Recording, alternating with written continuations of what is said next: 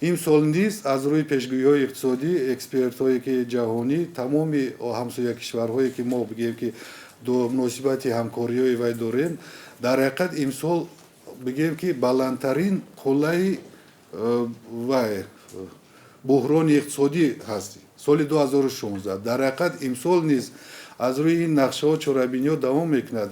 Имсол низ дар оғози сол ин нақша чорабиниҳо дар маҷлиси бигӯем ки вазорат ки пеш аз он дар ҳукумати ҷумҳурии Тоҷикистон таъкид гардида буд низ давом мекунад.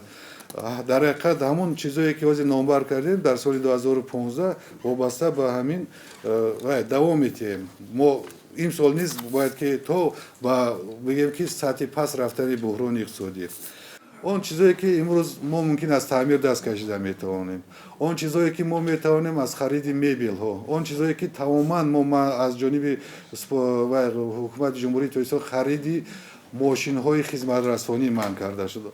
Ба ғайр аз ин сохтмонҳои бигӯем ки на он дараҷа муҳиме ки вай буд онҳоро бигӯем ки ба анҷом нарасонданд. Дар доираи чунин чорабиниҳо ба анҷом расонида шуданд.